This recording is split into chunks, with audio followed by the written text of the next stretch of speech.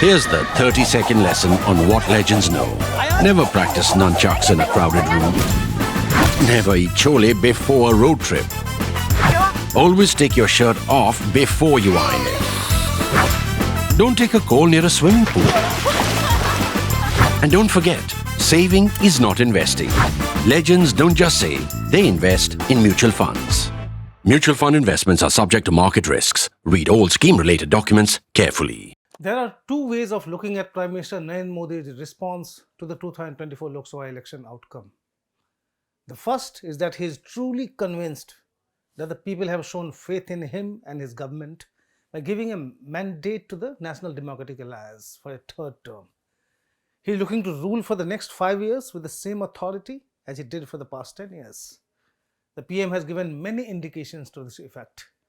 Largely the same cabinet with some token representation of allies, the same old ex-bureaucrats in his core team, the same self-proclaimed non-partisan presiding officer of the Lok Sabha, and the same aggression against the opposition.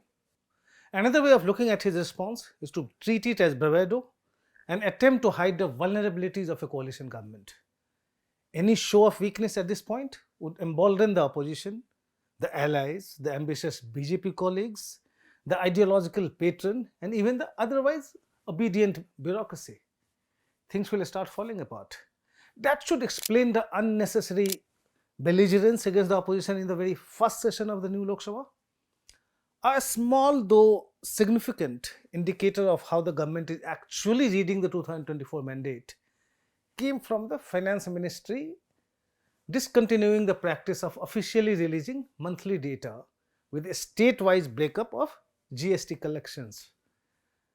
That's because of the assessment, as my colleague TCA Sharad Raghavan has reported, the assessment that it was creating resentment among the people who were thinking that the government was sucking them dry by collecting too much tax. That's as hilarious as it can get, but it gives us an inkling of how the system is responding to the poll results.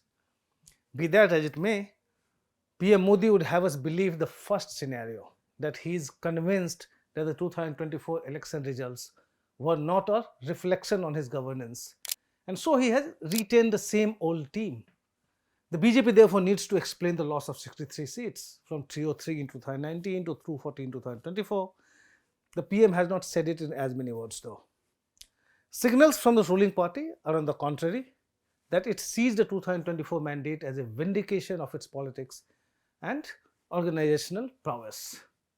If at all, blame the individual for the party's performances in some states, say Yogi Adityanath in UP and Fadnavis in Maharashtra, or for that matter, blame the opposition's propaganda for a section of the backward classes and Dalits abandoning the BJP.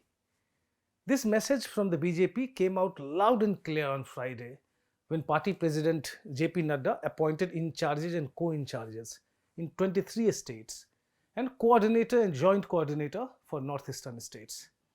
Most of them were reassigned to the same job. Whether their performance was so outstanding that they deserve to be reappointed is beside the point here. The issue is that Nadda made those appointments 5 days after his term as party president was supposedly over.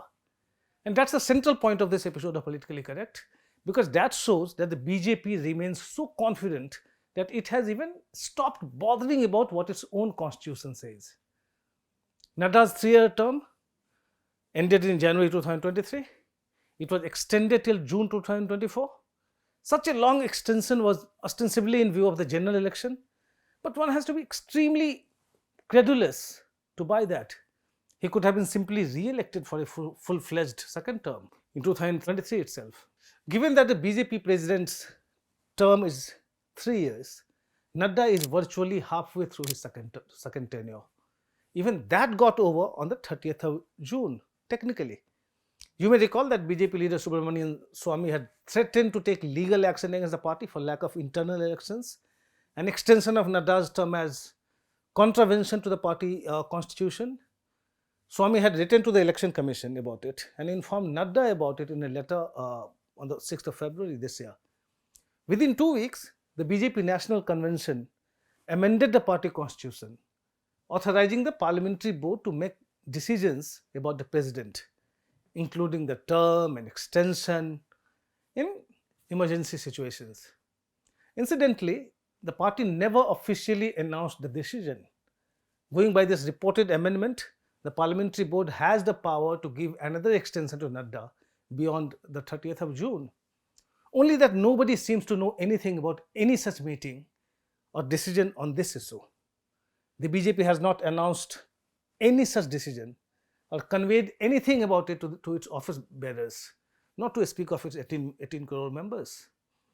We can assume that Modi and Amit Shah must have verbally asked Nadda to continue functioning as the party president. BJP's constitution aside, that's perfectly okay. In 2019, Amit Shah joined the union cabinet and Nadda was appointed the party's working president. Some reporters had then inquired with the top BJP leader if the BJP's constitution had a provision for the extension of the president's tenure and appointment of a working president. And his response was, party hai to संविधान है, संविधान party से बड़ा नहीं होता. Party is there and so the constitution is there. Constitution is not bigger than the party. That's what that leader said. So let's be realistic and not quibble over what the BJP's constitution says. But why should Nadda go ahead and make important appointments or reappointments? If the BJP plans to start the process of choosing the next president, should Nadda not have waited for his successor to take these decisions? Even if it's just technically. In fact, not really. Nadda would not appoint or reappoint anyone without Modi-Shah's approval. So for all practical purposes, it doesn't matter if he appoints office bearers today or his successor does it tomorrow.